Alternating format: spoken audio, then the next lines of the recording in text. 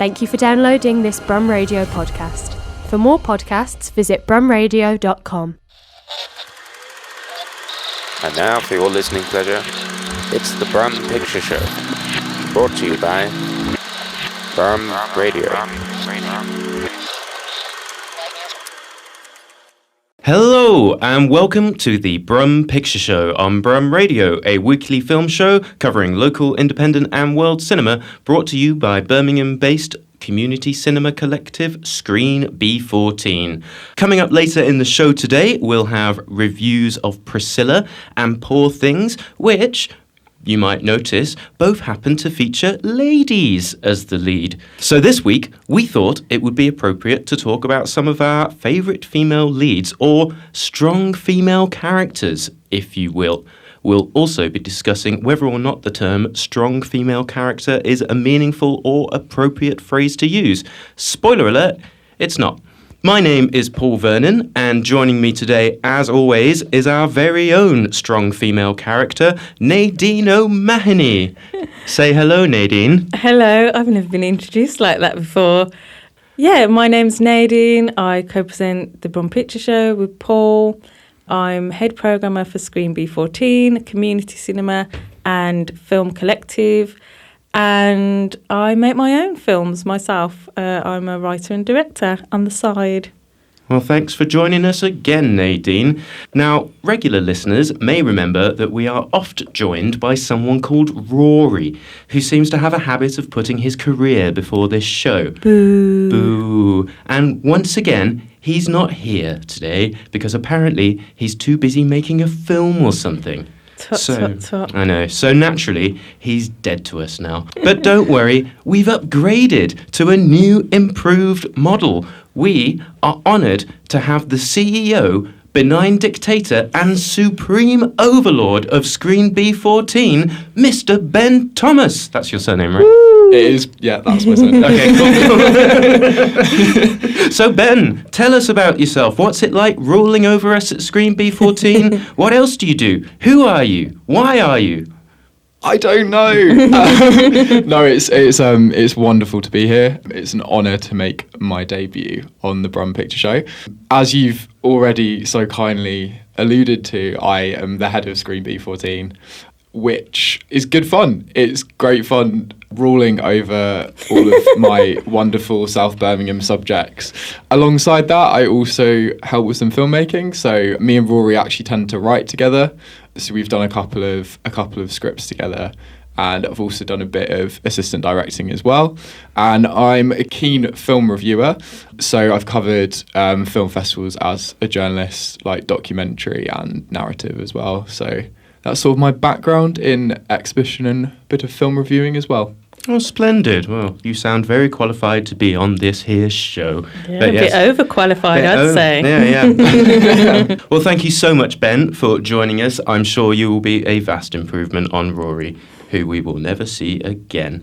So, coming up in the show, as I said, we will be talking about our favourite female leads from films. But first of all, it's time for our look at the news items that have caught our eye this week. So, Ben, as the newbie, would you like to start us off with your news item that you were like, that's a bit of news, isn't it? Yeah, mine's quite niche and nerdy, but I'll go for it anyway. So I found mine on Film Stories, which is a website run by a guy called Simon Brum, who is a friend of Screen B14 and now a friend of the podcast. So the story is basically, you've got the BFI Player, which is a streaming service by the BFI that kind of specialises in British films, art house films. And thanks to a £1 million donation from the Ugler Family Foundation, I think it is, they're going to be investing in a transformation of the platform, which will rebrand itself as BFI Plus. So in America, you have stuff like the Criterion Channel, which has a lot of really interesting world art house cinema.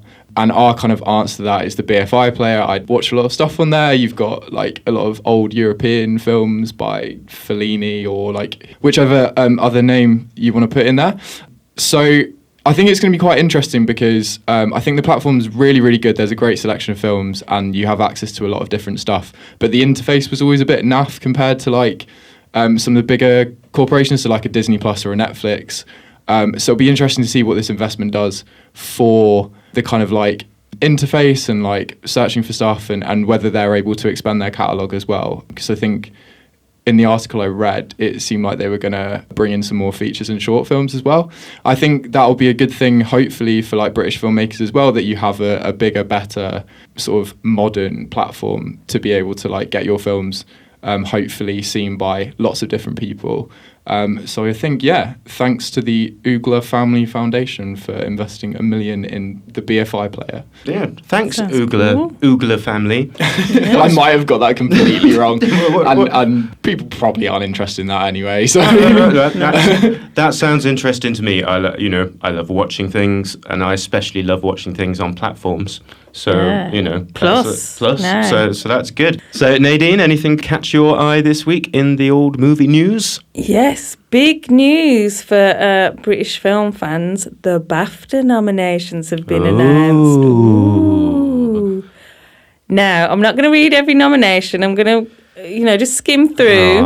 But there are some snubs. Oh. People have been talking about the snubs. So we've got Best Film, Anatomy of a Fall, The Holdovers, Killers of the Flower Moon, which we love, Oppenheimer, and Poor Things, which we'll be talking about later in the show.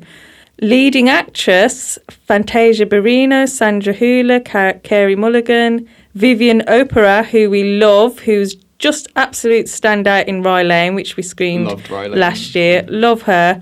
Margot Robbie and Emma Stone. Where is Lily Gladstone? Where is she? She's not on the leading actress list. Oh. There's been some other snubs as well. No Greta Gerwig for Best Director. No Jeffrey Wright for Actor. The snubs go on. Yeah, it's interesting. has it happened before where, because Lily Gladstone won the Golden Globe, right? Yeah. Has that happened before where someone's won like the Golden Globe and then just not even got a nomination for the BAFTA? I mean, I guess it must have, but... Yeah, I don't have like a list of all the previous winners, but I have to say there's always a skew in the BAFTA noms towards British films and British directors. So sometimes you'll see people pop up that you won't see pop up in some of the American awards. So even though it is an indicator of what we might see in the Oscars, it's not a hard and fast thing. It's more, you've got to look at the awards build up to the Oscars, all the different awards, and kind of almost calculate it from that and see like, okay, this one has had 7 wins and this one's had 5. For director, we've got Andrew Haigh, All of Us Strangers. I'm not expecting to see that at the Oscars, even though it has had a lot of buzz, but that is a British film, but we'll see. Maybe I'll have to eat my words. Zone of Interest, another British director. Oppenheimer, British director. Anatomy of a Fall, European director. And then the only 2 American directors nominated are Alexander Payne and Bradley Cooper. And I don't think Bradley Cooper's going to win. And he felt very snubbed when he didn't win for A Star Is Born. And I think we're going to see another angry Bradley Cooper, who I would describe as being aggressively sincere. That's my take on Brad. Not to say he isn't a great filmmaker or a great actor, but I think you've got to think, dude, you're 2 movies into your directing career. How many movies did Scorsese make before he won? Yeah. Ridley Scott still hasn't won an Oscar for directing yet. So I feel bad for Bradley Cooper because I feel like he spent all those years like cheering in the Wimbledon crowd, watching Andy Murray to try and infiltrate the BAFTAs, and he's going to find out whether that hard work is paid off. To be honest, he might have better chance at the BAFTAs than the Oscars. I don't know. I'm just putting that out there. I hope Bradley isn't listening to the show because, I'd love to work with you, Brad. I mean, he definitely is. He emails in every week and we're just like, Bradley, come on, leave us alone. Just ruined my chances with Bradley now, haven't I? But yes, listeners, if you've got strong opinions on the BAFTA noms, who's been snubbed, who should have been, who should have been nominated, please do email us in at brumradio.com. Yes, please do. Well, that's some interesting news stuff. I suppose the news item that excited me the most, at least, was the fact that apparently the Coen brothers are going to be getting back together. So that's nice. So this came out in an interview with Empire magazine, apparently.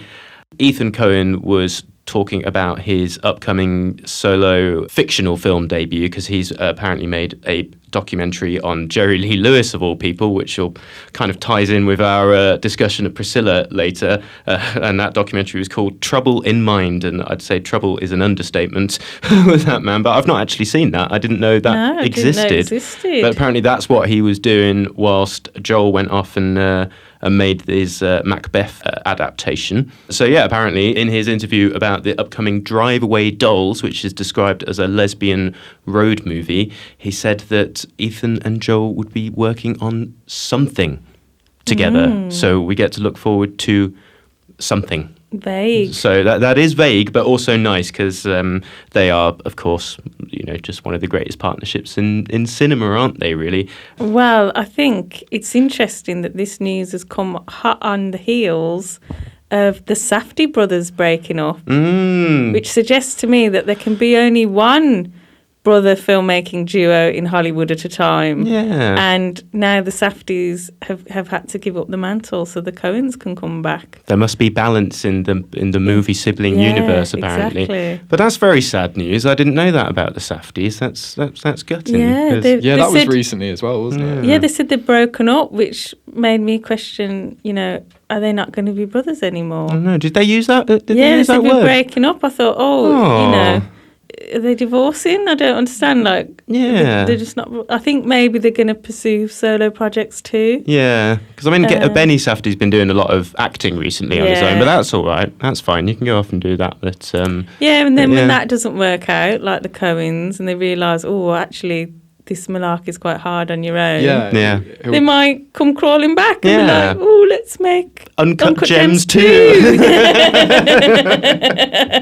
Oh, I love Uncut Gems. I do love anxiety dreams of films, and that is exactly what that film is. I couldn't get through it. It was too anxious for me. It's so good. Too I'm a big basketball fan as well, so having Kevin Garnett on screen just acting to the heavens, an insane crossover I never expected to see. Well, yeah.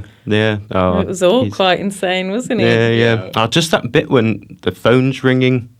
Brilliant. That's another Paulism. I love that bit where the phone rings.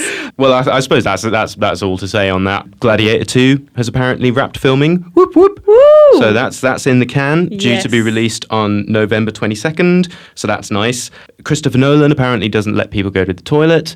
Or he doesn't. He doesn't like people going to the toilet. Just in life. Just in general. In general. If he sees anyone near the toilets, he's like, no, stop it. No. But this was apparently this came out in the press tour.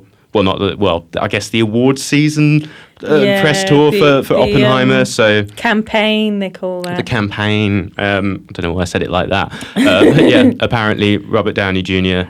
said that Christopher Nolan isn't a fan of when his actors need to go to the toilet. He knows they have to, but he'd rather they did it at appointed times. And apparently Robert Downey Jr. asked Christopher Nolan when he goes, and he said 11 a.m. and 6 p.m. Sounds like school, doesn't it? Well, you should have gone. You should have gone when we had the break or on your lunch break. I feel like in a parallel universe, Chris Nolan is the strictest supply teacher, isn't he? Stood in his cardigan, just being yeah, very much so. Well, and Bradley Cooper, who I've already painted as being aggressively sincere, doesn't like people sitting down. He doesn't have chairs on his set. Oh, really? He's like, there are orange crates if you need. If you have a bad back. Please explain as in crates full of oranges. Like a crate. Yeah, a crate of oranges. Well, not with the oranges in them, obviously, Paul. Right, just like a crate. So basically, on some locations, on some sets, they don't have chairs. Sometimes it's not practical, I guess, to have chairs. Yeah. But you can sit on a crate. If you're going to sit down, we at least want you to be uncomfortable while you're doing it, basically. I'd say that crates are less practical than chairs. Chairs you can stack. crates you kind of just have to put on top of each other and take up loads of Well, space. you just relatively. the one crate. Oh, they have to share this one crate. Well, Yeah, that's how they get around it. It's your turn Yeah. on the crate. Bradley Cooper says if you are going to sit down, then you sitting down is meaning that nobody else can sit down. And Chris Nolan has one porta cabin. yeah. And it's got one toilet in, and he goes, if you're on the toilet, then nobody else can be on the toilet. Doesn't it all sound like a dictatorship? That is how a director should be, I suppose. I don't know if I agree with that as a film director. I Yeah. mean, I do let people go to the... Obviously, you don't want people going to the toilet in the middle of a take. No, there are limits. Yeah. But, you know, Just get everyone in adult nappies. if you can and then... hurry... No, don't. No. This is why we need unions in our film industry. Yeah, I suppose. This is what the strikes are all about. They just want a chair and a toilet break. Jeez. Oh, goodness. Also, apparently, Christopher Nolan doesn't have a phone. But that doesn't surprise me either, I suppose. Fair Yeah, anyway. What does he do on the toilet? That is a very good question. He must just stare into space and God. think And come about... up with ideas. Yeah. He's just About so film. efficient. He hasn't got time. Yeah. It's just in and out. Job done.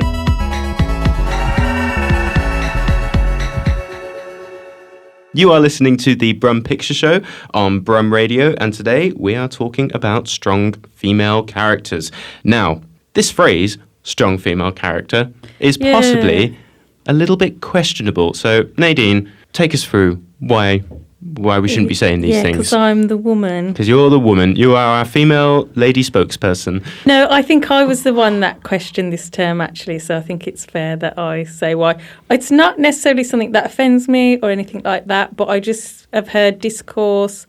I watched a Hollywood Reporter roundtable with some very famous actresses, and they all were sort of bemoaning this trope of the strong female character, and they were like, oh, I don't want to see another character described as a strong female character, and what does that mean to be strong? And, you know, I feel like their criticism was that it was too one-dimensional, that women can be vulnerable as well, women can be bad, you know. So I think some actresses have just got, or actors, depending on which your preferred term is, have got a bit tired with that terminology. I've also seen some discourse online. So Chris Day has written that the strong female character trope often shows us the underlying deficit of respect the character starts with, which she's then required to overcome by whatever desperate, over-the-top, cartoonish means to hand, just to bring herself up to the man's level. So I think part of the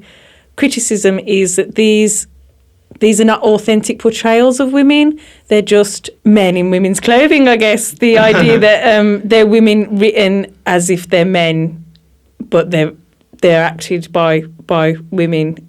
And I suppose Ripley might be a good example of that in Alien, because that was a role written originally for a man. And then they sort of thought, oh, what if we made this a woman? And I don't think they really changed much about that character, certainly not for the first film, to make her a woman, other than her name, I guess, her description and her casting. But to me, it depends on your definition of strong. To me, when I think of a strong female character, I think of one that's well-rounded, because most films have male protagonists, and they are often flawed and interesting, and they have strengths and weaknesses. And the women in those films, traditionally, often women have been portrayed as like the wife or the girlfriend, or, you know, the femme fatale, and they often don't have as much dimension. So for me, a strong female character would be a strongly written or a well-written female character with dimension, and, you know, somebody who is human that you can relate to, and who isn't like an idealised image of a woman.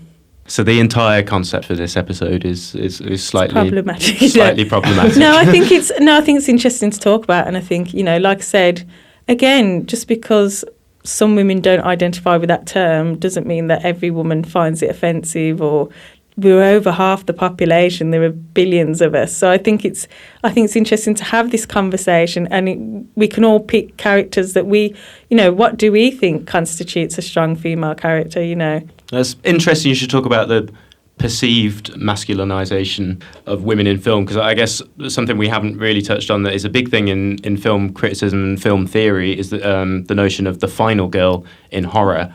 The final girl is like a term that was coined by Carol J. Clover apparently in the late 80s to describe the trend in slasher films of a final girl being left at the end. But part of that, she says, the final girl is masculinized through what she calls phallic appropriation, which means taking up a weapon such as a knife or chainsaw against the killer. Yeah, I'm not sure if I agree with that. It's interesting, actually, sort of off topic, but sort of related, is that I read that archaeologists have recently starting to rethink this idea that men were the hunters and women stayed at home looking after the babies, and that they're actually maybe as many as half, or maybe as many women went out to hunt as men did, and that's going to completely change ideas that we've had about human evolution and culture and sort of male and female roles. So I think at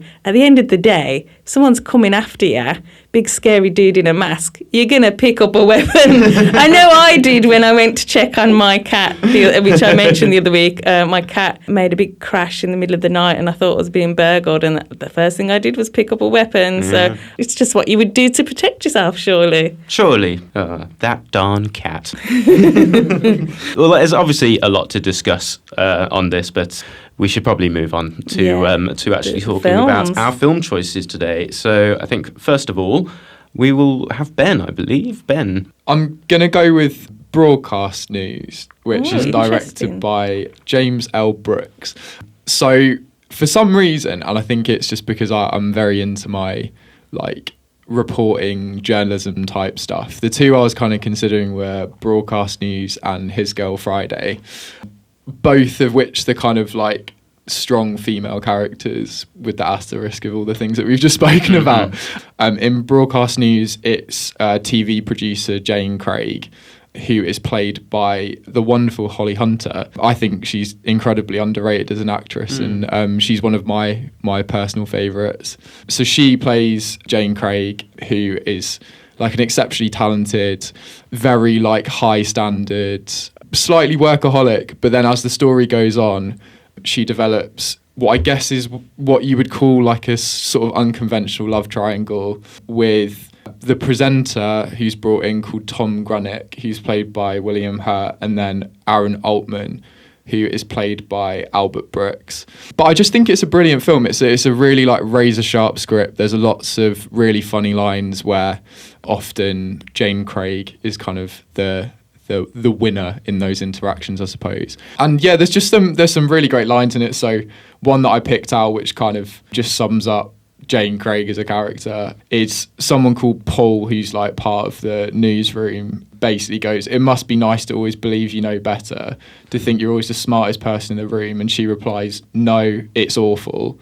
Sounds like the conversations I have with Paul on Brum Radio. I can definitely believe that. So yeah, I thought that for me was a film that instantly came to mind. And then I kind of considered His Girl Friday for sort of similar reasons, where you've got potentially the only character ever to go toe to toe with Cary Grant, which is Hildy Johnson, and again sort of similar sorts of reasons, just incredible wit and determination to kind of uncover the truth and to maintain high standards. And I thought those examples were ones that came to mind. What was your definition of strong then? How are those women strong in your opinion? I'd say there's definitely they're not controlled or manipulated. So I think they both sort of hold their own in quite male-dominated spaces. Kind of strong-willed, sort of headstrong, maybe. Yeah, I'd probably say those examples are strong-willed. It's always really hard to describe because I think there are lots of different aspects of it, and I'm sure we'll touch on other ones later on. I think for me it was it was probably the strong-willed aspect, and it was within the scripts themselves, the female characters aren't a part, they are the central part of the story for me, and they're the ones who are actively seeking to like find solutions or to problem solve, rather than kind of just being an accessory to what's happening on the screen, or like this male character's going here, so the female character, like by definition, just goes along with them. And I think particularly in the case of His Girl Friday, I think it is quite ahead of its time, because it came out in 1940 and it has the obvious problems that you'd have in a film that would come out in 1940. But I think Rosalind Russell is absolutely fantastic in the role and absolutely kills it with the kind of like charisma on screen and like being able to deliver those like ferociously fast lines of dialogue that Howard Hawks was kind of like driving for. Like I think he was trying to create like the quickest speaking film of all time at that point. And she not only nails the performance, but kind of like almost adds more to it, where she comes very much alive. And I find the same with Holly Hunter in Broadcast News, where it's like when she's on screen, there is like no ambiguity as to who like the heart and driving force of the film is. And part of that is the performance, but part of that is just the way the film's constructed as well. And again, like Broadcast News has its problems, has its flaws, and I definitely not every scene would be maybe how it would be made now, but I think there are like amazing scenes and like quips and things like that I really enjoyed. Yeah, it's a really good film. I really like it. Like I said, it's not perfect, but it's really good fun and like great performances, great script. So yeah, go and check it out. I think if you're going to analyse any film from the past, though, you've got to think of it in the context of those times. Like if we look at films from the 1940s, there are actually a lot of strong female characters then, because they wanted women in the workplace. So you have films like Laura, and you have films, a lot of the film noir. You have women going into work and it being seen positively. Mildred Pierce, which I've mentioned before. Yeah, I considered like All About Eve, like that sort of film, but that was kind of, we might say, it was the past and women were treated differently then. But like I say, there was a push. They wanted women in the workplace while the men were away. When the men came back, it might have been a different story. But, you know, so it's interesting just to see how culture ebbs and flows, and what is considered acceptable at one point, what is considered strong and sort of positive traits for a woman, you know, that can change as well. So yeah, I think you always have to kind of view things in the context of, you know, at the time, was it pushing boundaries, or was it kind of just, you know, the status quo? Yeah, so remember, as righteous as you think you are now, in 20 years, people are going to look back on you and think you're evil. So. Oh, definitely with you, Paul. Well, anyway. Surely they'll like the Brum Picture Show in 20 years. Oh, that Brum Picture Show, it's problematic, isn't it? It was all right at the time, but... I mean, there's only one woman on it. That's pretty problematic. That's I think true. we need a bit of a Smurfette syndrome going on. Oh, no. Need some more women. Get some more ladies in here, that's right. Am I right? Yeah, especially, and we're talking about it. But you know what? I think it's always interesting to hear men's, like, again, what is a woman in a film that men admire? I think that's interesting. This is the Brum Picture Show on Brum Radio, and we have been discussing strong female characters, in inverted commas. We've just heard Ben discussing Broadcast News, and now it is time for Nadine's pick. Well, mine isn't as nuanced as Ben's. I've gone for your stereotypical butt-kicking action heroine. Woo! My pick is Beatrice Kiddo from the Kill Bill films. I say films plural. Sorry, Quentin. They're two films. They're two quite different films. They are, actually, aren't they? But Kill Bill Vol.1 would be my choice. I love this film. I love this character. I'm a woman. I'm allowed to identify with a woman who is strong. It doesn't make me more masculine or manly. And like Quentin said, it's so much fun, Jan. Like, it's just, like, you know, men get to have their fantasy figure heroes, you know, like, say, their knights and their Terminators and what have you. So, like, why can't we have the equivalent? I grew up loving a lot of Hong Kong action movies. I had a friend from China. I used to tape, Channel 4 had a season of Chinese and Hong Kong films late at night. I couldn't stay up that late, so I'd record them overnight. I'd share them with my friend. And quite a lot of those films from the 80s and the 90s in Hong Kong had, you know, heroines that kicked butt. and you know, could do kung fu and other martial arts. And I think of characters from like The Legend of Fang Sayok, and even if you look at something like Ang Lee's Crouching Tiger, Hidden Dragon. Interestingly, in a lot of those films, there was a lot of cross-dressing where the woman would often just like put on a hat and plait her hair, because in, you know, certain periods of Chinese history, men had long hair. So if a woman just kind of put a hat on and plaited her hair, people would just assume she's a man, in these films at least. So that kind of ties into that kind of, you know, masculine image of sort of, but often, you know, these men were shamed when they found out, it was a woman that kicked my butt. Like, yeah, you know, is it a perfect film? No. Does Quentin Tarantino have the credentials to be a feminist filmmaker? His relationship to Harvey Weinstein would put that in question for a lot of people. And I know there were some issues, you know, Uma came out a few years ago and talked about some of the issues she had on this film, the accident she got into, the car accident she got into in Kill Bill Volume 2, and, you know, the unpleasant sort of interaction she had with Harvey. But I don't think, you know, she was a huge part of making that film. She didn't write the script, but she developed the story with Quentin when they were working on Pulp Fiction. The film was written for her. She put so much work into it. You know, she wasn't a skilled martial artist, I think, before she started this film. She did a lot of training. She had to do a lot of focus. You know, her martial arts trainer said, you know, how amazing she was, how she had this really strong spirit. You know, she wasn't just going through the motions. She was kind of living it. And, yeah, I just enjoyed it. And, you know, when I was young, I think there was a part of me that fancied going to China to some, you know, monastery and sort of learning martial arts, until I realised you had to get up at like 6 o'clock in the morning and eat beans and, you know. I realised there was a lot more to it. But I kind of wanted to go to a Shaolin temple and learn martial arts and live that life and... murder a load of men. No, not necessarily. Just learn how to. Yeah, just learn how to. If you know, needed. Just it's, you know, it's just there. If and you know, yeah, like I said, there's cliched aspects to it. Interestingly, you know, Quentin always worked with a female editor, and that's something I'm going to bring up later. Is, you know, okay, he's a male director, but he developed this story with Uma, who's the star.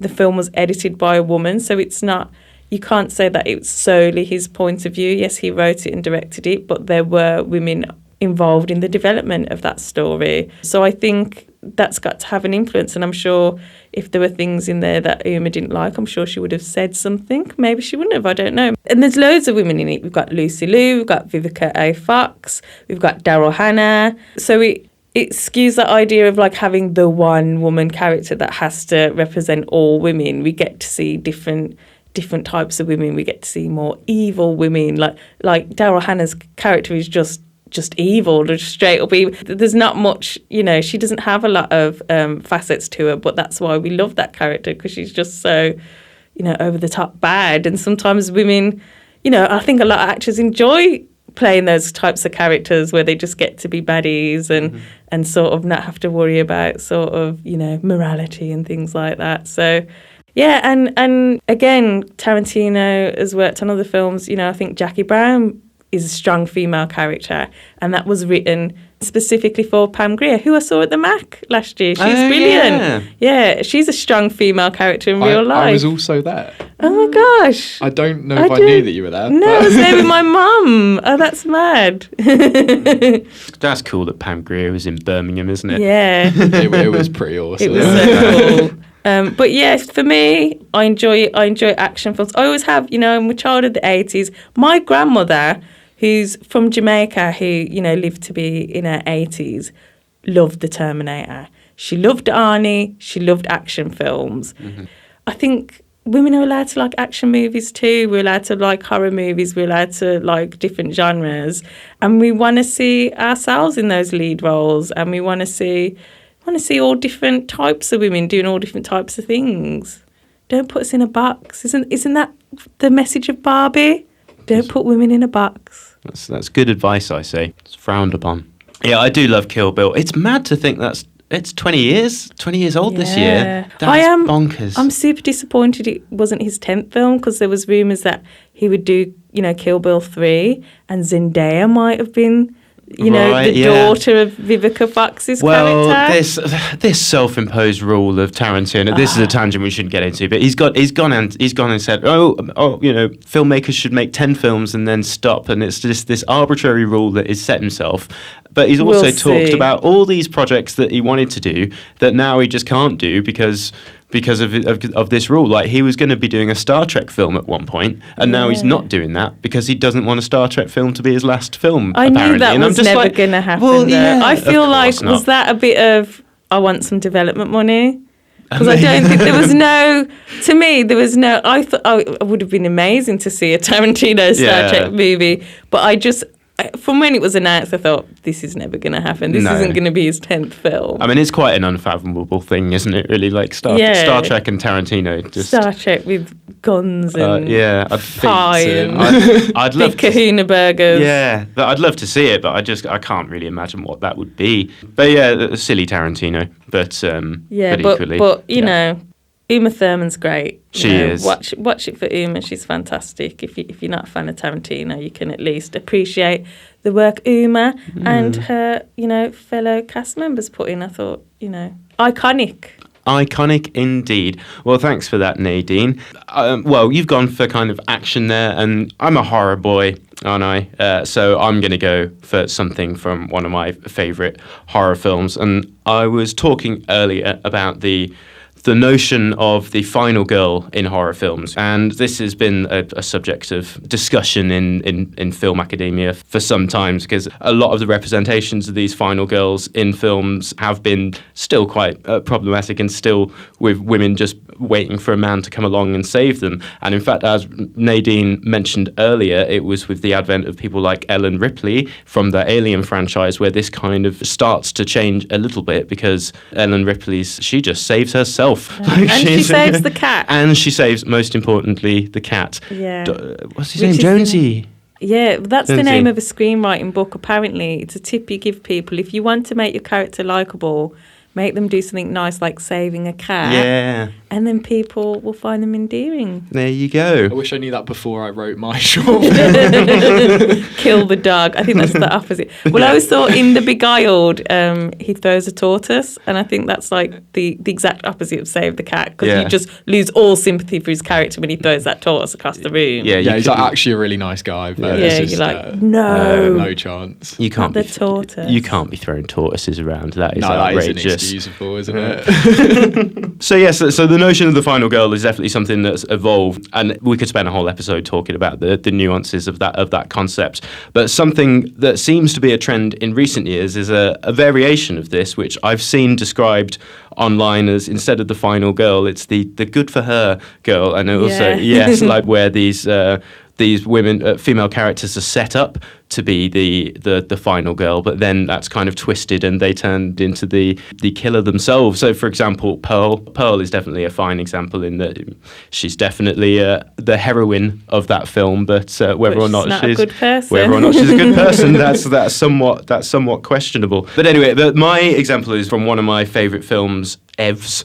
to be honest, and it is Danny from Midsommar, which is, of course, the Ari Aster folk horror film, which is described by the director himself as a mixture between a folk horror film and a breakup movie, romantic comedy. I just think Florence Pugh's performance in it is just incredible, and that her arc is just fascinating to watch. Basically, the film is about her having this tragedy, and then she is taken along to basically accidentally, a Swedish cult. And it's a festival that happens in Sweden that her boyfriend was going to be going to. And it's a festival that happens once every 90 years. And it's all very... beautiful scenery. Yeah, beautiful scenery. But some pretty harrowing stuff goes on there.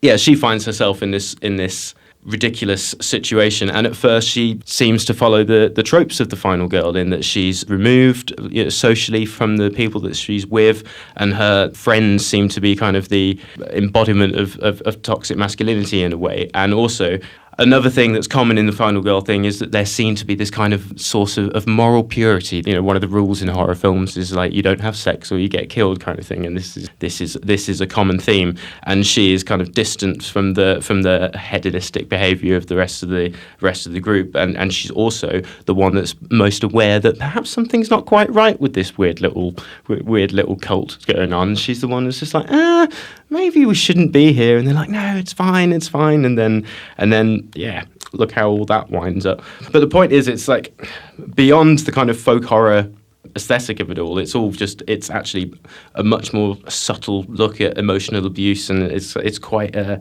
it is quite realistic in that, her boyfriend isn't a monster, but he is terrible.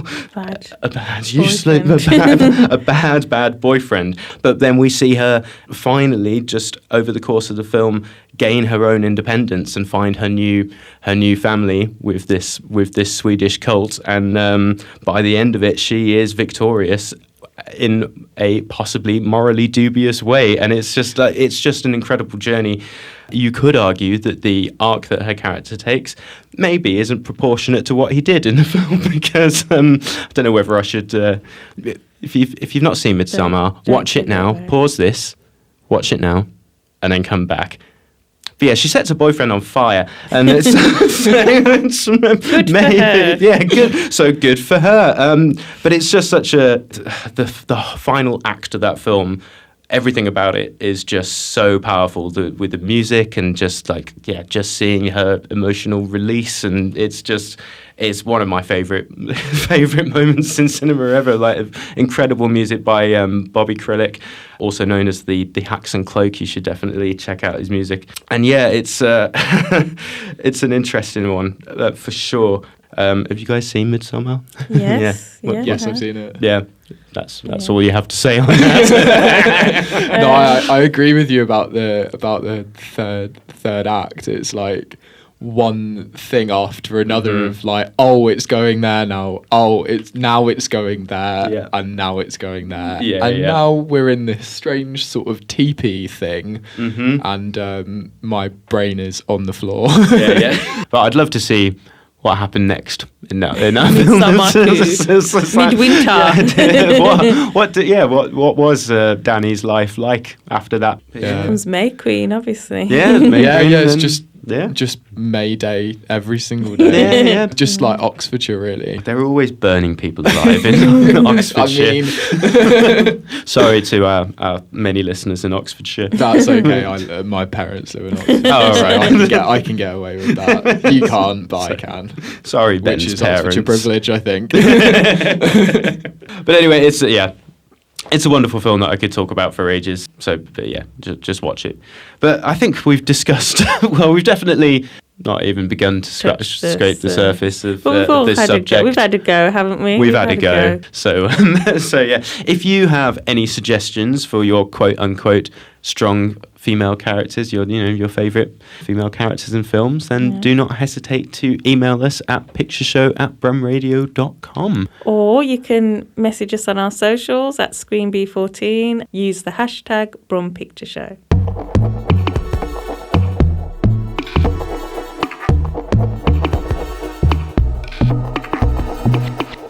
You are listening to the Brum Picture Show on Brum Radio. We have been discussing our favourite strong female characters, in inverted commas, and now we are going to be talking about Priscilla. Ooh! So, Nadine, I believe you have much to say on this subject. So, I was really looking forward to this film. I've seen it twice now. I really love it. We both have seen Priscilla and Poor Things very close together, and I think that's where the idea of the strong female character theme came from, because, they're both very different depictions of women as protagonists. They're both sort of dealing with feminist themes.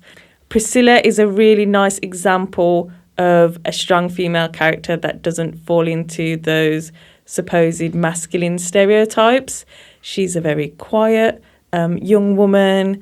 She doesn't shout, she doesn't scream, she doesn't pick up any weapons, I don't think. Does she? No, I don't think she does. There's a pillow at one point. There's a pillow.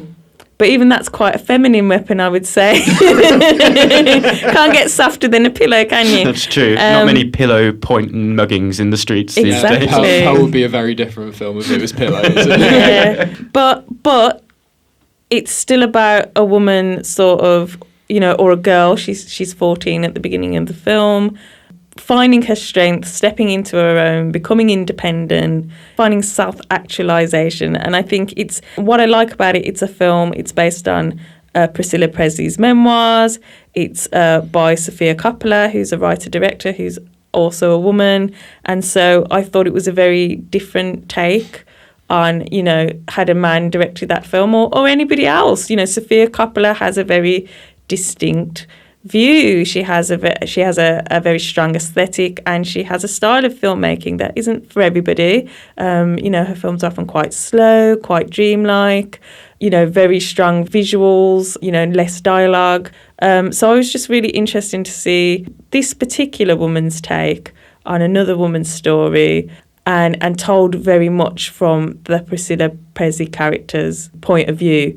And it's an interesting sort of end piece, I guess, to Baz Luhrmann's Elvis, which really skates over Priscilla as a character, but also the age gap and the power dynamics in that relationship. And I was a bit worried about this film. I was like, are we going to address it? Is it, how are we going to frame this? And I think Sofia did such an amazing job. It wasn't a heavy-handed approach. I don't think you could call it pandering, but I certainly walked away from it, seeing the dynamics were off in this relationship. He may have been the biggest rock star at the time, probably still now one of the biggest, most iconic rock stars, and she may have had all this money and all this fame and all these things that we see as positive, but you can see very clearly she was unhappy. It was a gilded cage, again another theme that often comes up in Sofia's films, and you completely agree with her, I think, walking away and doing what she does in the film, and you do think good for her, But I think it was very interesting. Elvis wasn't portrayed as a monster. I know Lisa Marie, his daughter, wrote a letter to Sofia before the film came out. She'd read a version of the script, and she was like, I don't agree with this. You show my dad as a monster and all this stuff. I don't think that's a fair assessment of it. I think he's shown as very flawed. He's a human. It's not his story, though. He's a character in the story. He's an important character in the story. It is about their relationship, but it's definitely from Priscilla's perspective. And I know that she based her script, Sofia Coppola based the script on Priscilla Presley's memoirs. There are other memoirs that have come out and got a different side of that story and said it didn't happen like this. She's focused on, Priscilla was a producer as well on this film. And so it's definitely, I really felt, I understood it from her character's perspective. I understood why she would fall in love with Elvis or become overwhelmed by him. And I understood why she'd be dazzled by him and why she'd want to run off to Graceland with him. But then I also understood why that soured and how it wasn't perhaps what she had hoped it would be. And I understood why she walked away in the end. And I really loved that Sofia took us on that journey, through Priscilla's eyes. We still see the signs early on. We still see, something isn't quite right there, in a way that I don't think, Baz Luhrmann or some of the other portrayals of Elvis had shown. I think you can see early on that he's, at the very least, inappropriate with her, even if he doesn't cross certain lines. But like I said, I really like that we see it through her perspective. And in that way, you really understand her journey and you understand it from her point of view. And I think she just did that so deftly, so delicately, which is her style of filmmaking. And I really enjoyed seeing, a film that deals with feminist themes from a woman, about a woman, which might be something that comes up when we talk about the next film, which also has some feminist themes as well. But you went to see it as well. Paul, what were your thoughts? Yeah, I thought it was very good. I must say I did find it quite an uncomfortable watch. And I thought it was a really interesting decision casting-wise, in that whilst this film takes place over quite a long period of time, Priscilla still appears to be 14 years old throughout the entire film. So even when the age gap becomes less creepy, one might say, you're still seeing her as a young girl throughout the whole film, and I thought that was quite an effective way of going about it, because it is a subtle way of just going, so even though she's older now, there's still an imbalance of power here, and it's a little bit dodgy, isn't it? Well, I think that's the genius, because she doesn't spell it out for you in the way that, perhaps a less confident filmmaker might say, this is wrong, underlined. It's not, if you want to see a dramatic film, this film, maybe if I directed it, it would have been a lot more dramatic and a lot more, screaming and shouting and whatever. Maybe that would have been going too far. It doesn't do that. It's very subtle. But what she does do, she doesn't, like I say, spell it out for you, but Jacob Elordi is 6'5". I think Kaylee Spaney, who plays Priscilla, is 4'7" or something. And much bigger height difference than in real life between Elvis and Priscilla, which I think there's about 5 inches or something between them. So I think that is a choice. So she does it visually. She doesn't say, she doesn't come out and say in big capital letters, you see it. You don't. And so I think that discomfort that you're feeling, I think that's probably intentional, or I think that's the effect of it, hopefully. Other people, again, if you're a big, massive Elvis fan, you might come away from this film and thinking, it wasn't that bad. I don't know. But I think that is the strength of her filmmaking and the way she tells the film. And I think, it's shown visually, and I think it's fair to feel uncomfortable. And I reflected on some of my own relationships and things like that after watching the film, and I could see similarities and things. So I think I think it's really interesting, the choices that she made. And I think, like I said, they're not the obvious choices, and they're not the biggest, boldest choices. But I think that takes a certain strength myself to hold back, to be more reserved with something, and to sort of not. I think that's a lot of films get criticised. A lot of feminist films get criticised for being pandering and to being too on the nose, and to being like, this is wrong, and everyone's like, what, duh.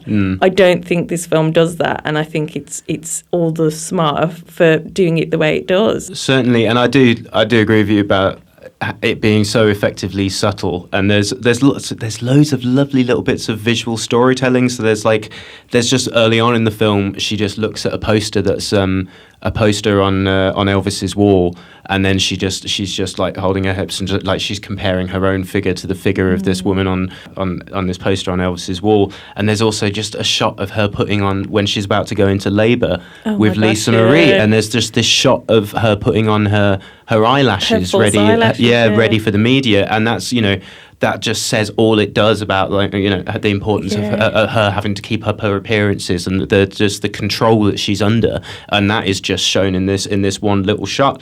And not to, I don't know, well, where the film goes, but there's this bit towards the end where she's dyed her hair back to its original colour, and that says everything about where she's at mentally, and that's none of that is spelt out for you. It's just like you see that change in her hair colour, and you just go, it's wears coming. Trousers at the end. That was something Sophia pointed out. She goes, at the last scene when she's walking away, she's wearing trousers, which I thought was interesting, because I expected that from Barbie, because they're going about the yellow dress she wears at the end, and I'm like, I would have put her in a suit or something. But so I think that's one aspect of the film, and a lot of these things are based on Priscilla's own recollections, like the eyelashes and so on. She did say that Elvis was very particular about the way she dressed, and she liked one dress, and he said, it doesn't suit you.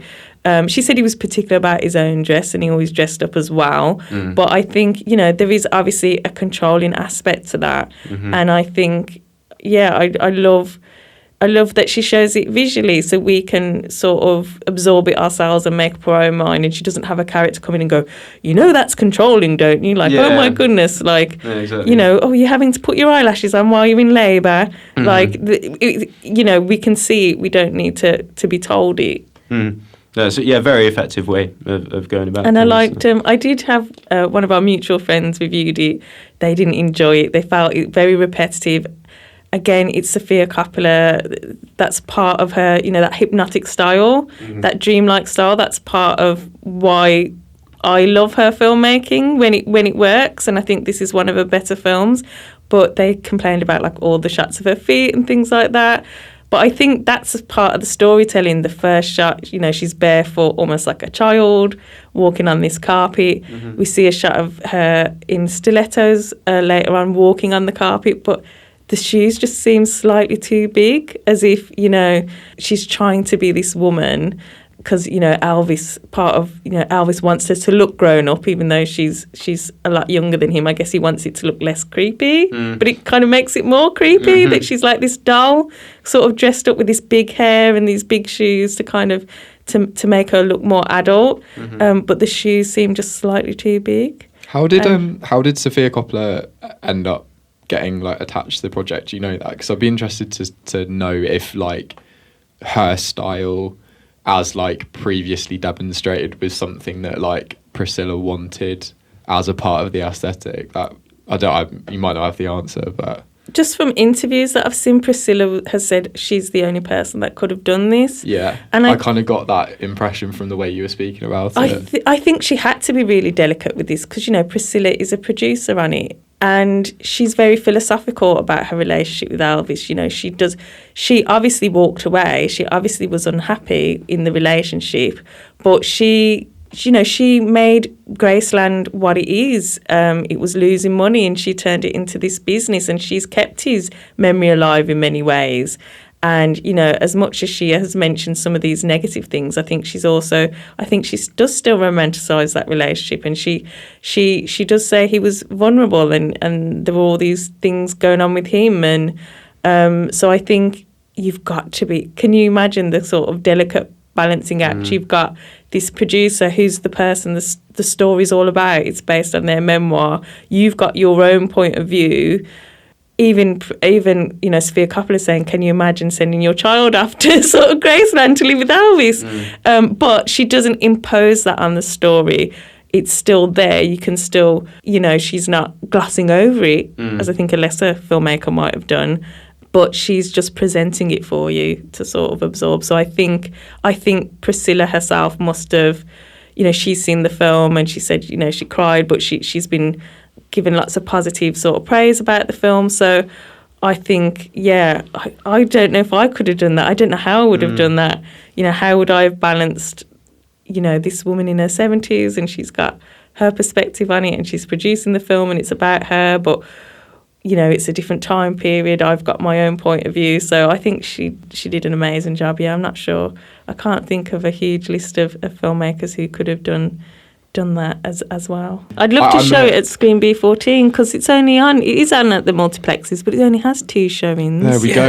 We'll see if it gets a Blu-ray release. Yeah. But, I'm a huge fan of Sofia Coppola, and I'm a huge fan of like kind of what Nadine was talking about, which is the sort of restrained filmmaking where it's not kind of what we'd already said. Really, it's not like smacking you over the head with a moral judgment, but it's kind of leaving a sort of like maybe slightly at times meandering story, but allowing you to sort of sift through the information and to almost read in your own experience of power dynamics and your own interpretation of it. And yeah, I think it sounds very interesting, so I'll definitely check it out and give it a watch. Yeah, but as you say, yeah, get in there quick because it's had bafflingly few screenings, which I just don't understand really. Like the news, so it's like Sofia Coppola is a, you know, she's still a draw, I think, as a filmmaker. So at our local multiplex, it's only had 1 or 2 screenings a day. Whereas our next film, which I consider a much more niche and off the wall thing, has had a screening every hour, which I'm not complaining about. I'm just saying they both should have had that many. It's just like it seems quite arbitrary what the multiplexes decide to focus on. It's just really confusing, like, and you know, and especially seems as, you know, Priscilla. It's, you know, it's a film about Elvis and Priscilla. That's surely that is, you know, box office gold, isn't it? Like I don't know. Maybe it's too restrained. Yeah, maybe. But but it's a very good, very subtle film. Yes, and it'll be coming out on Mubi soon. So if you miss it at the cinemas, you will be able to see it on Mubi. So I do recommend it if you like that slightly gentler, sort of dreamlike film.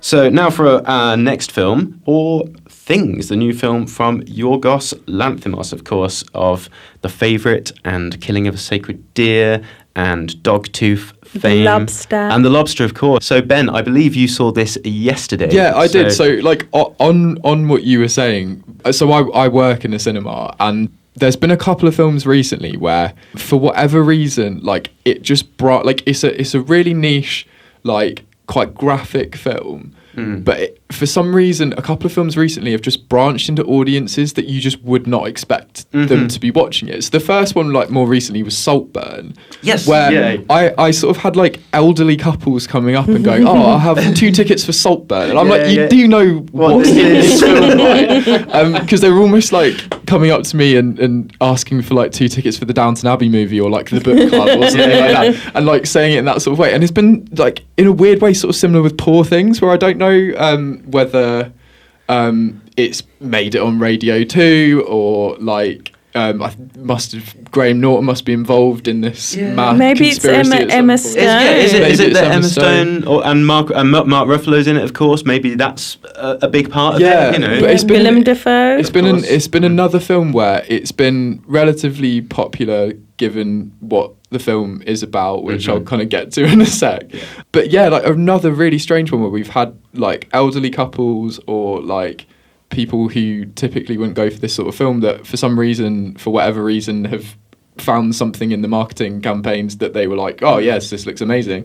So to the film, it's set in Victorian London and Glasgow, I think, to be honest. No. Well, that's the thing. Is it the filmed book is set in Glasgow, but it's it London is. in the film. Is it? Yeah. But he's from Glasgow. Okay, sorry. Yeah, but Willem Dafoe just does his weird generic Scottish accent. Yeah. He does basically he does his accent from The Lighthouse, doesn't he? Yeah. It's kind of, you're not quite sure, but yeah, I think it's London in the film, I believe, because I think he transplanted the setting. Because that's the thing. One of the things about it is that it does deviate from the book somewhat. So it's based on a book by Alistair Gray, and it is famously set in Glasgow, and it's got a lot about Glaswegian identity. And this takes place in London, but it's like it's not a real London. It all takes place in this kind of, it's like fairy tale, fairy tale, steampunk London. Exactly. Yeah. Anyway, sorry, carry on, Ben. No, that's all right.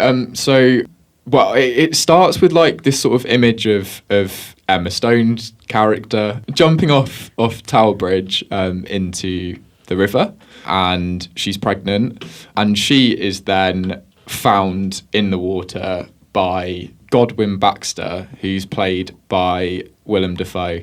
And he's sort of like a slightly mad scientist type character. Slightly mad scientist. Very mad scientist. And he's then joined by an assistant called Max McCandles, who's played by Rami Youssef, who's brilliant in the role as well. And he basically devises a way of cutting the baby out of the dead woman's body and then transplanting the baby's brain into the woman's brain. As you do in a very normal, conventional premise that you always get in Yorgos Lanthimos films. So it basically means that Emma Stone is reanimated as Bella Baxter. An adult woman with a baby brain. An adult woman with a basically. baby brain. And I think it's explained in the film that her brain then accelerates quicker than a normal brain would, I believe. With no real explanation of With why. no real explanation of why. Again, there's no real film. Yeah. I think maybe part of it is to make it less creepy in what happens next, because to think if she was a baby that whole time, or even like a child. Maybe I feel like it does fall into the born sexy yesterday trope, which is this idea of like, you know, a woman who's like an adult woman and she's very attractive, but she's completely naive, and a man has to come along and teach her the ways of the world. And it does subvert that to some degree, but it's definitely in that trope. And I think for some people, just that concept was too much and was like, no thanks. Yeah, so basically after the transplant happens, she's an adult woman with a baby's brain or an infant's brain, and the first part of the film is her kind of like learning motor skills and shouting random words and discovering all sorts of other things. And Furious jumping. And then kind of without spoiling the rest of the film, she sort of goes on a journey, and I guess it's slightly like a coming of age film, but it's also not. And I think there's probably like a key line quite early on where Max McCandless, the assistant, decides that he wants to marry Bella, and he is speaking to Godwin, and I think Godwin basically says something along the lines of there's like one condition, and then Max McCandless jumps in and goes that she desires it too. And which and then Godwin Baxter replies something along the lines, I can't remember exactly. Two conditions. Two conditions then, that she stays here essentially. And that for me kind of like frames a lot of what happens, which is men desiring something and being pretty much unconcerned whether the other person desires it too, whether they're even capable of understanding what desire is at that point. So that for me was like a kind of key point that frames the rest of the film without spoiling the rest of the film. Yeah, Mark Ruffalo turns up and then... I forgot about that. Yeah, that's the most important. Like, Mark Ruffalo is Shout out to Mark Ruffalo. He's having so much fun in this film. Absolutely. Chewing the scenery and that accent, but it's so fun to see him out of the shackles of Marvel, and actually just playing a crazy character. It's so bizarre. He's almost playing like a really like sort of horrible, like perverted Blackadder character. Yes. And the accents. The accents are amazing. I think that's why they put it in a fantasy realm, because they heard the accents and they were like, no one's going to buy this. This is not reality. It was meant to be directed by Ken Loach initially, but they had to get rid of it. Can you imagine? Oh my goodness! I'm so sorry. I think there would have been a lot more of the Scottish English divide in the Ken Loach version. Definitely. But it's a beautifully looking film. It's slightly like Tim Burton-y in its look, but it's beautifully shot by Robbie Ryan, who's done a lot of stuff that's very good, and it's got a really interesting look, like really interesting feel to it. It is hard to make comparisons for it. Like I know Frankenstein gets mooted quite a lot, and there's other stuff that you can compare it to, but it does feel largely like very unique and really distinctive, and has quite an odd atmosphere to it. I think one of the main sources of influence visually was actually Francis Ford Coppola's Bram Stoker's Dracula, and you can see that because in that version of Dracula he uses so many little old school filmmaking techniques, like matte paintings and rear screen projection, just basically just kind of all the tricks in the book. And like the production design in this film is amazing. Like it is, because none of it really takes place in the real world as such, because this isn't really, because apparently in the book it is framed, I've not read the book, full disclosure, but apparently in the book it's more framed as reminiscences of Bella's life, but via the men in her life. So it kind of makes sense that all of this is taking place in this kind of hinterland of this dreamlike world that isn't really a reality, because it's all based on someone's reminiscences, and almost a bit like Priscilla then, because that had a very dreamlike quality. Indeed, and similar, like lots of pastel colours. Like the sequences in Lisbon in particular are just absolutely gorgeous. Like it's just beautiful. Some of the interiors as well. It's like it sort of kept surprising me. Like they'd sort of go through a door and then they'd just be this like incredible sort of like set of chairs and like interior design, and like it was almost just like randomly popping into Barry Lyndon for 5 minutes and then popping out again, and or indeed the favourite, I suppose, because there's a lot of the stately home stuff, and I totally get what you mean about the Tim Burton connection as well, because obviously Willem Dafoe's character in this is in a sense like Vincent Price's in Edward Scissorhands, and he's just making. I think of him as like the characters from Nightmare Before Christmas, and you have Sally, and I'm sorry I'm blanking on the name, but her creator. It's almost like a slightly more benign version of those two characters. I think even he kind of they resemble them a little to me. Don't know if that was an influence on their design, but I just wanted to pick up on something Ben said. The cinematographer is Robbie Ryan. It's directed by Yorgos Lanthimos. The screenplay is by Tony McNamara. It's based on a book by Alistair Gray. If you've not noticed already, these are all men. Even the editor, is another Yorgos. And although the film deals with feminist themes, and I think there'll be a lot of women that relate to Bella. I think we'll see a lot of women on social media dressed as Bella, shoving cakes in their mouths and doing the Bella dance. I think I'm not saying that men can't make films about women, but a film that's solely created, the key creative positions are all men, and it's dealing with women and women's sexuality and it's feminist themes. I think that's falling down a few steps for me in its credentials. I think one of those roles could have been a woman. I know Emma produced it. I'm sure she had a lot of say in the film. She's worked with Yorgos before. They seem to have a great relationship. But yeah, it's just, I think I went to see Priscilla and I went to see Poor Things, and I enjoyed them both. I was laughing all the way through Poor Things. But I do think it could have done with some more input from a woman. And I think a lot of women online have said the same things in bodily functions and things like that. Like, you can tell a man wrote this. Yeah, because I know we spoke before the show, because we also speak not just on the show. What? We're also friends. We have a conversation off air. But I know that we spoke beforehand about like some of the discourse around it. Yeah. To do with like particularly there's a section where she makes money doing certain things. The oldest profession in the world. Yeah, I know that's been spoken about quite a lot, and just the idea of using your body as like a way of liberating yourself I think is an idea that's like, I guess, contested in certain ways. I think a lot of these things are touched on in the film, but sort of almost brushed over. And I'm not saying that you can't be a liberated woman and do the things that Bella does. But again, like I said, if you live in a woman's body, you would know that some things would be... And it's not about the way we're cultured. It's not about the fact that she's a blank canvas. Some things are just painful, and she doesn't seem to react to these things as painful. And I'm just like, I as a woman just don't buy that. I don't buy that you have to be told by society that something is painful. I think that's just a physical reaction. You would just be like, ow, that hurts. I still think the film addresses that just very, very briefly. Yeah, it brushes over it.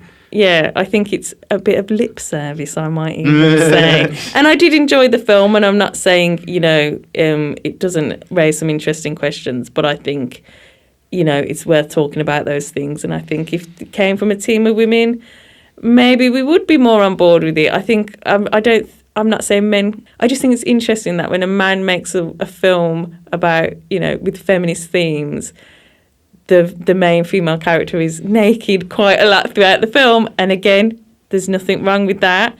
But it's hard for me to kind of digest that when it's coming from an all-male sort of filmmaking team. I think they could have involved some women along the way at least, I think. And I'm not like entirely convinced that... I'm not convinced that script gets made by a female director currently as well. I think if they presented that... I think Emerald Fennell would have a go. I'm not saying that they can't do it, but I'm saying like I'm not like I think Yorgos Lanthimos is like film. Has the ability to take that risk now, or like not even take that risk, but like I don't think that film gets made for that amount of money. Yeah. Like, and I think that's almost like another point on that level where there are probably male filmmakers working in the industry now that can make a film like that. And at that level, when I'm not sure if that would be afforded to... Yeah, it's an interesting thought. You could say the same about, other marginalised groups of people. And, I'm all for men making films about women. I really enjoyed The Last Duel, and that dealt with some very serious subject matter.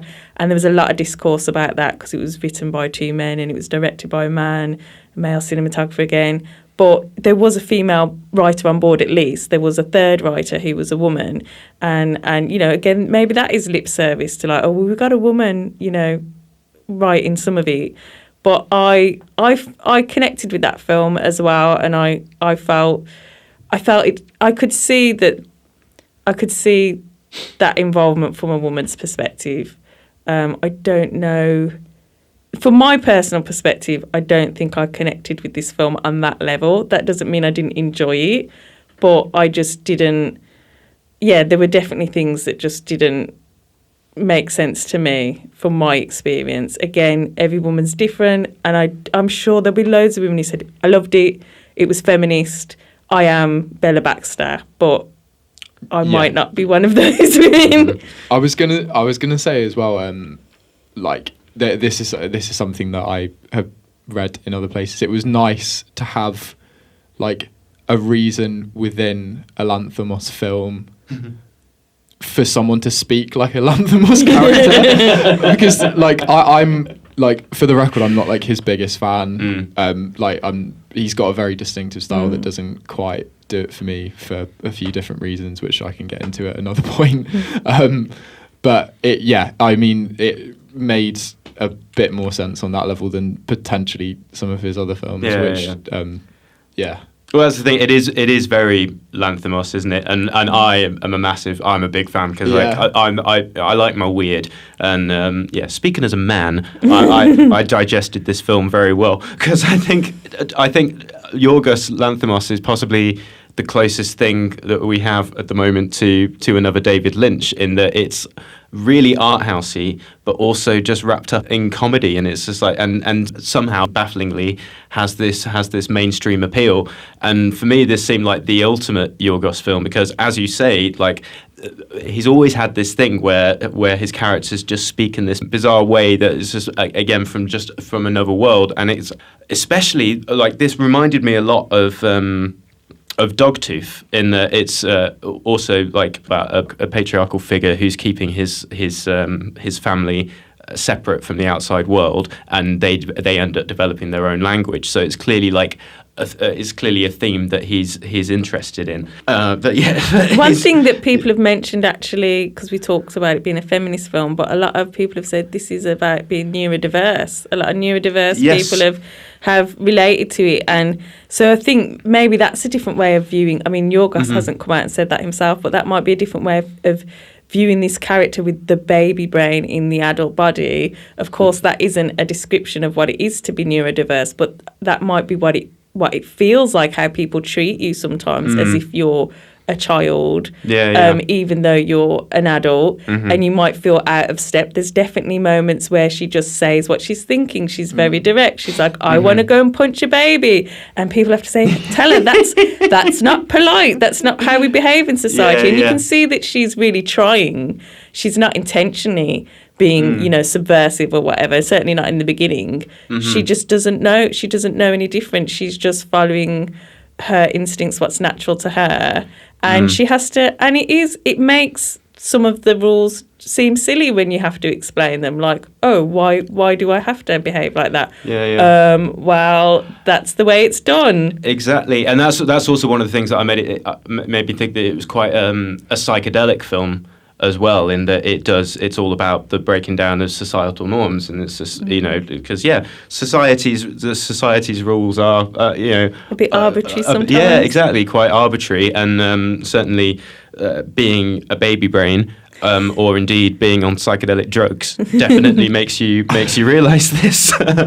Maybe I won't have that on the radio version, but I loved all those little like psychedelic flourishes, and as you say, like some of the lines in it, like that's so the thing. quotable. It's just I wasn't expecting this to be I knew it would be funny, but I wasn't expecting it to be like as funny as it was. Because funnily enough, they were showing the same night that we went to see Poor Things. They were showing the 20th anniversary of Anchorman, and I'd say this film is equally as quotable. Like because I just kept trying to commit these lines to memory, and then another amazing one would come along, and you're just like, oh my goodness! Like most of them coming from Mark Ruffalo's mouth is another reason why he's having so much fun.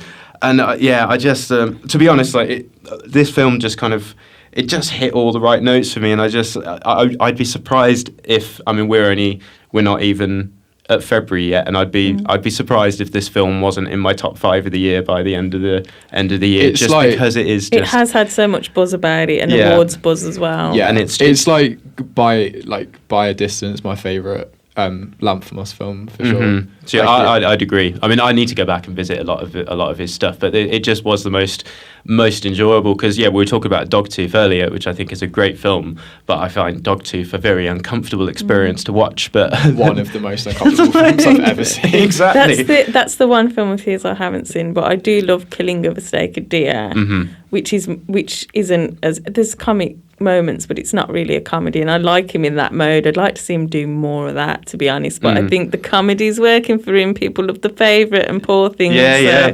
It's just so funny, and it is a very I have to say I was laughing throughout the film. It is very funny, and half of it is just like the bizarre characters and the things they say, and you're just like, and just unbelievable. Just the weirdness of it. And again, as I was saying about him being in the same category as Lynch, there's this so Willem Dafoe's character, like there's this little motif with him where he belches and he releases this just little orb, it's like a little bit, and that reminded me of the orb in Twin Peaks: The Return, if you remember that was so Lynchian. It's just like there's just like these floating little orbs of energy or something, and there's no. It's just a bubble. It's never liquid. Well, even if it's still that's unusual. I know what you mean, and then like something will happen, and then we'll just randomly sort of go to like a pig. Sewn onto a chicken. Exactly. All those, okay. all these little cryptids and stuff like, because that's part of it. Because obviously, Frankenstein, the references to Frankenstein are apparently a lot more obvious in the book, as in that it is explained in the book that it's just like, obviously, you're misremembering all this. You're just a big fan of Frankenstein. Yeah, I think that's the interesting thing about the book, is it doesn't give an explanation of why she's the way she is. It gives different explanations, but the explanation that they chose in the film isn't necessarily true in the book. We don't know. It's all different people's perspectives. So I think it's interesting that they chose that one and were like, no, this happened. This is really what happened. Yeah. But I read a letterbox review describing it as Barbie for mentally ill people. Yeah. And I think this is my Barbie. Because it is a similar, it's like a baby brained woman becoming human in a way, and that's the arc. But I thoroughly recommend you go see it. But I recommend watching Priscilla, or watch both. Why not? And I think we can have films like Poor Things. I'm not against it, but I just want to see more Sophia Coppola's and more, Emerald Fennell's, and I want to see more balance. And then we can watch something like Poor Things just as an alternative view and not as the dominant view of women. Yeah, and like completely off-piste. Off that, it's like there's a lot of like Celine Sciamma's like another one in that vein, where like her films are just incredible. I love her film. Portrait of a Lady on Fire is one of my favourite films, and it's just it is refreshing to me just to see a film like that from a woman's perspective, because I think men have made films like that. And I was talking to Paul about this the other day. Sometimes it can be a bit uncomfortable watching a man's idea of what being a lesbian is. So it's just refreshing. I'm not saying men can't make films about women, but it's refreshing to see films from a woman's perspective about women. It's like a healthy ecology of filmmaking. In an ideal world, we'd all be equal, and women would make films about men and men would make films about women, and we wouldn't bat an eyelid because it'd just be so normal. But we're not there yet. No, and we're still not at a time where the ratio of female to male directors is at anywhere near an equal level. It's bonkers, really. But yeah. Girl power. I did suggest that as a name for this episode, the Girl Power episode. And now we've just got time for Nadine's roundup of local events. So what's going on, Nadine? Okay, so at your local multiplex, films to look out for, All of Us Strangers. I mentioned that earlier. A lot of award buzz on that. The Colour Purple, the musical, will be out as well on the 26th of January. On the 31st of January, the Classic Film Cinema Club will be showing Jaws at St Anne's Club Digbeth. Journey Cinema Club are showing Sunday Bloody Sunday on the 6th of February at the LGBT Centre in Birmingham. At the Feckenodian. Woo! Shout out to the Feckenodian in Feckenham. They're showing Cinema Paradiso on the 9th of February at Feckenham Village Hall. And we will be showing, and I think we might be sold out, folks. We're teaming up with Blowwater. They're showing In the Mood for Love at the Hare and Hounds on the 14th of February. You snooze, you lose on them ones, folks. And on the 20th of February, Journey Film Club will be showing Pink Flamingos at the LGBT Centre in Birmingham. And one last plug for Past Lives, 22nd of February at the Cuban Embassy. Again, you snooze, you lose on those tickets, folks. Very good. Anything else you want to add as Supreme Overlord of Screen B14, Ben? No, that's fine. I'll take this opportunity to say a massive thank you to everyone who's bought tickets to Screen B14 events over the last year or so. Yeah. It's been amazing. So yeah, thank you very much. Well, thanks for leading us, Ben, and thanks for joining us on your first episode of the Brum Picture Show. It's been a pleasure. It's been a long time coming. Yeah. I'm proud to make my debut for the side. Yeah, Rory. Yeah. I don't know if there's going to be a spot left for you, mate. Nah, as I say, he's dead to us now. No, we love you, Rory. We wish you all the best with your film. I'm sure it won't be rubbish. It'll be rubbish. But anyway, that's about all we've got time for on the Brum Picture Show. Thanks for joining us, and do join us again next time where we'll be discussing something else. But for now, it's goodbye from me, Paul. It's goodbye from me, Nadine. And it's goodbye from me, Ben. Goodbye. You have been listening to The Brum Picture Show, a Screen B14 production for Brum Radio.